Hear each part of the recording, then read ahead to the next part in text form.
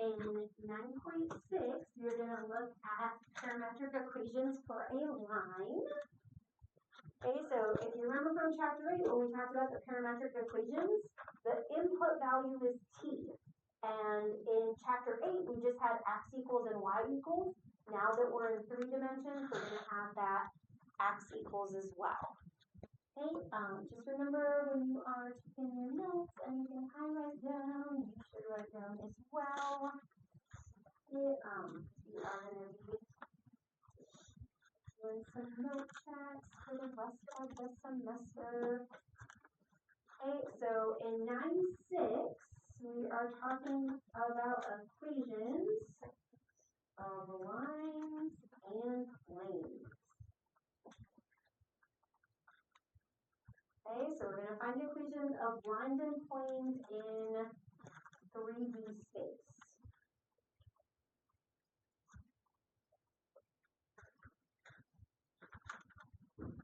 And then we are going to use vectors to help us find these equations. So for the parametric equations for a line, if there is a line passing through a given point and is parallel to this vector, it is described by the following parametric equations. So a few things here. You are going to have a point, P, which has the component x sub 0, y sub 0, z sub 0. Okay, and it is going to be parallel to the vector v.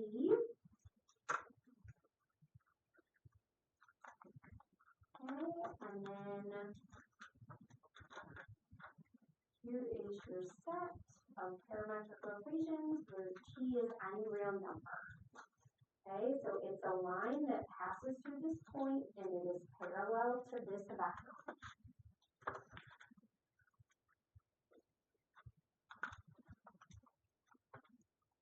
Alright, so I want you to do example 1. You are finding the parametric equations for the line that passes through, and then you're given a point and a vector. So based on this information box, I want you to label those and know what you are going to plug in. Okay, so you're going to do that based on the information given to you in the parametric equation box.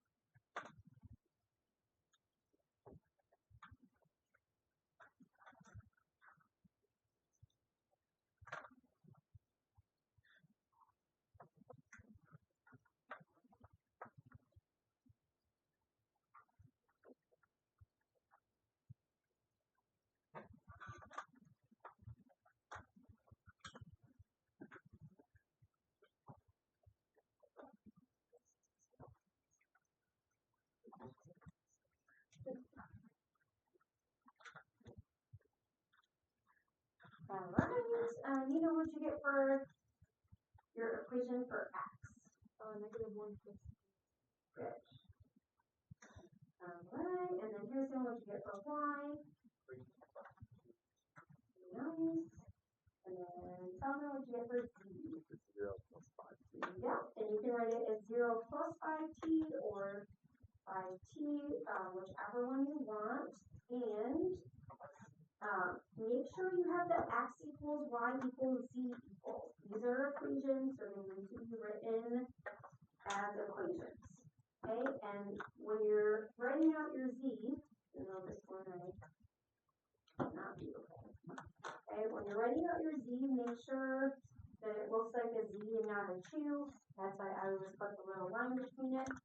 I feel like on the last quiz, just in all of my classes, there were a few people that just couldn't read the writing, and then they ended up getting something wrong because they misread the number, so just wanted to remind you guys to be careful of that, okay?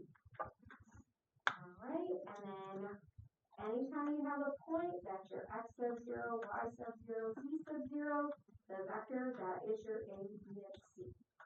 Okay? Alright, and then in example 2, you are finding the parametric equations for the line that passes through, and then they give you 2 points here. So that's a little bit different than the first one. Okay, so it passes through the points, which means if you are given the 2 points, you are going to find the vector. When you're finding the vector, we always do the terminal point minus the initial point. Okay, so the terminal point minus the initial point. Okay, the initial point is whatever is listed first. Terminal is what is listed second. Alright, so I want you to go ahead and calculate that vector, and then you can follow the directions in step 2.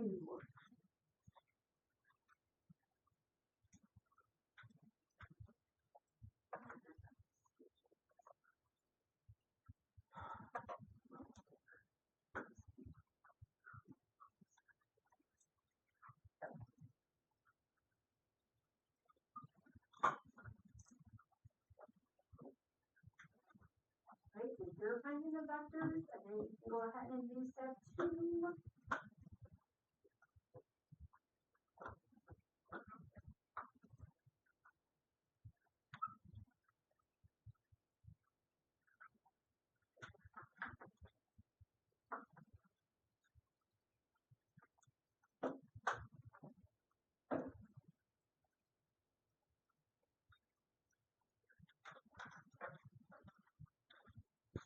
Alright, so Joel, what'd you get for your vector in step 1? 1. Oh wait, the whole thing? Mm-hmm. Oh, 1, 1, 2. Yep, thank you. Alright, if you didn't get that, one way you can troubleshoot is you can look at my work. So if you do 2 minus 1, negative 5 minus negative 6, turn this into a plus, and then 5 minus 3. That's how we get those. Alright, so we're going to take that and then go to step 2, where you're finding the parametric equations. Okay, and you're using that vector found in step 1, and then you can pick what point you want to use. Okay, and then I'm going to use this initial point first, but I'm actually going to write out both. So if you do use the initial point, then that's going to be your x sub 0, y sub 0, z sub 0. Okay, whatever you found in step 1 is going to be your a, b, and c.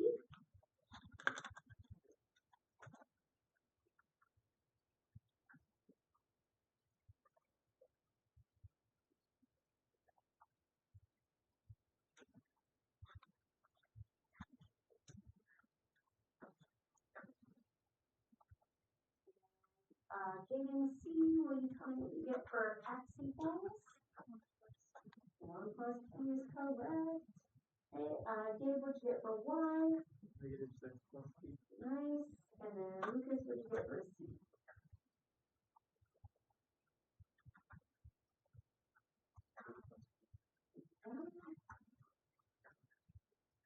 Okay, so that is if you use the first point. Do not have to use the first point. Okay, that's just the one that we picked. Okay, you could also use 2, negative 5, 5. If you use that as your point, then you could have x equals 2 plus t, negative 5 plus t for y, and c would be 5 plus 2t. Okay, the equations are not the same equations, but they satisfy these conditions. So it says find parametric equations for the line that passes through those points. Okay, so both of these are going to pass through these points here. Okay, and then there was a little note here that we edited this, and then I can hit the space back. So up here it says you can use either point. Equations look different, but they are both describing something that satisfies the conditions for the line that passes through those points. Okay, so just want to write for example 2 there so you know that that's what it goes with here. Alright, and then we're going to talk about the equation of planes. So a plane in space is determined by a point that is in the plane and a vector n that is orthogonal to the plane. So remember, orthogonal just means what? Perpendicular.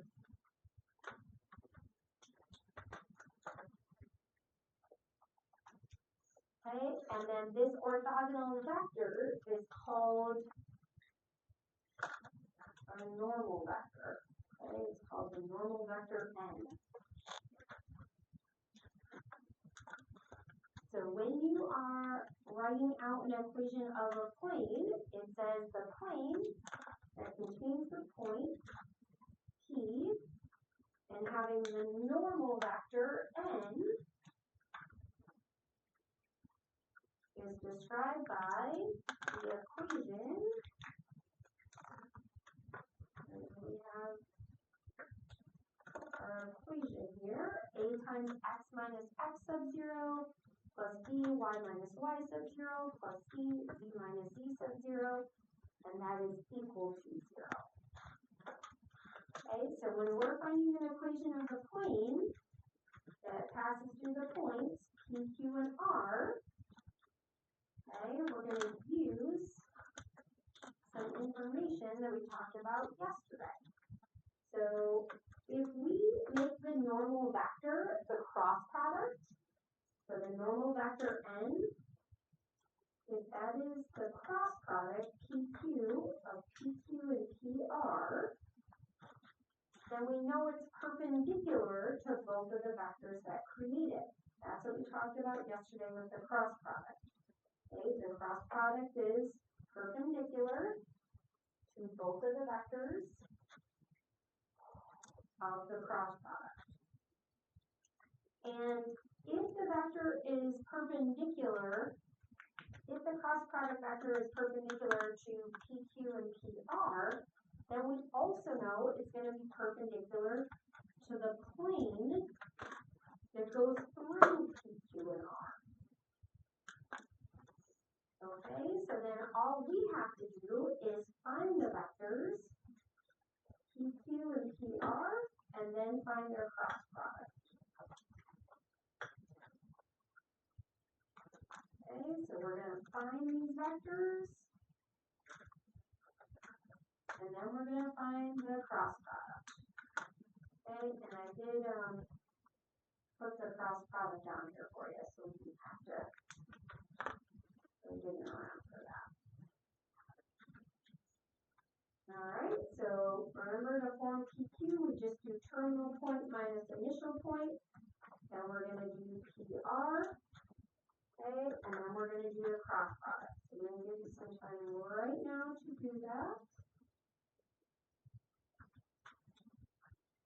Okay, so find the vectors PQ and PR, and then go ahead and find the cross product.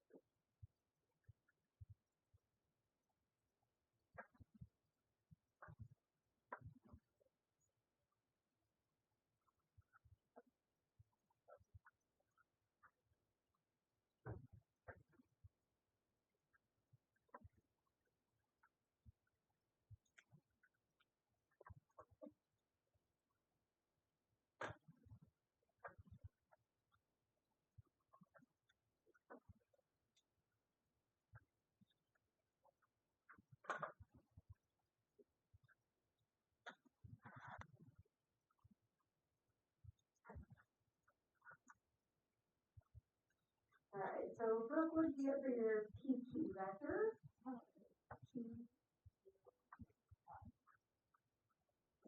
Nice.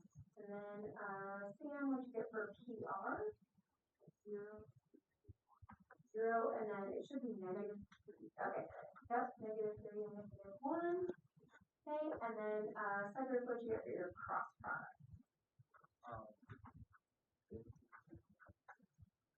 You got positive 50? Should be negative.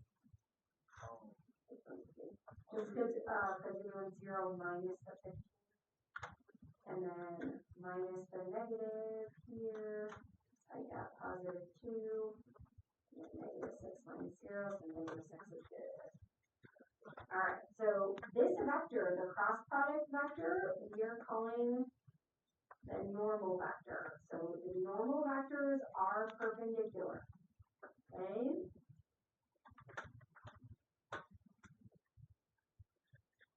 Alright, and then for step 2, you're going to use the formula for the equation of the plane. And then we're going to use point P for this part here. Okay, so point P is negative 4, 3, 6. Our normal vector.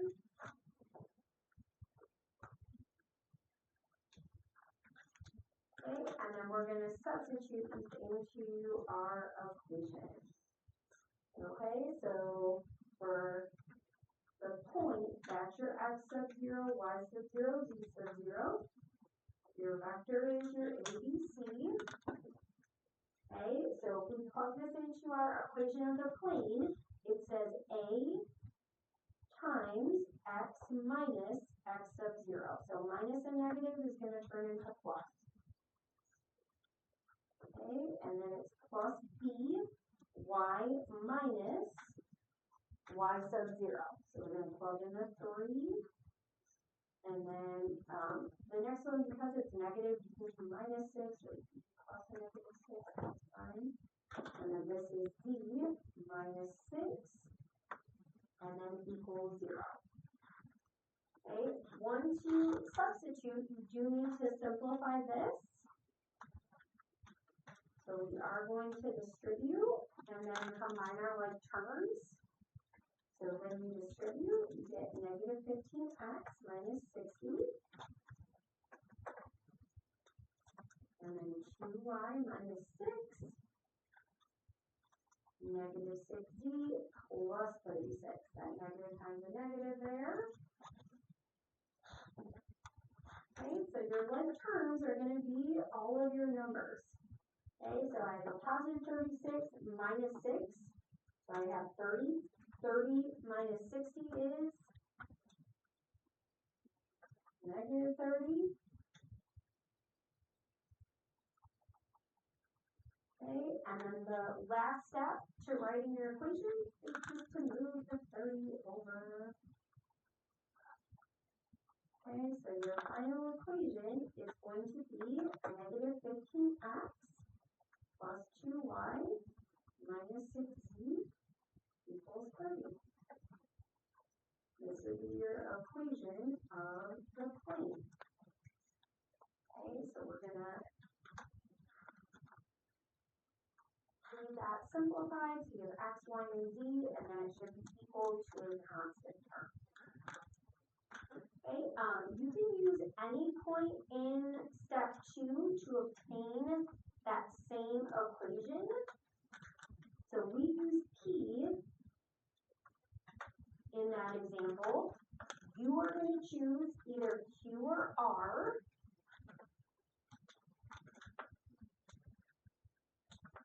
And then you are going to simplify it and make sure that it is going to be the same equation. So you can use either Q or R.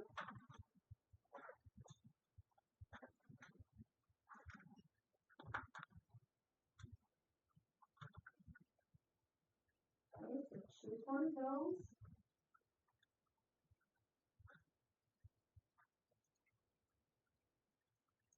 Okay, and then you are going to plug it into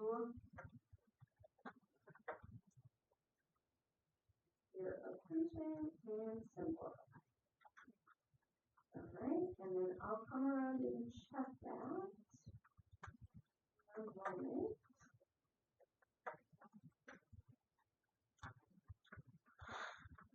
Okay, so you're finishing this one on your own, and I will come around and check that today.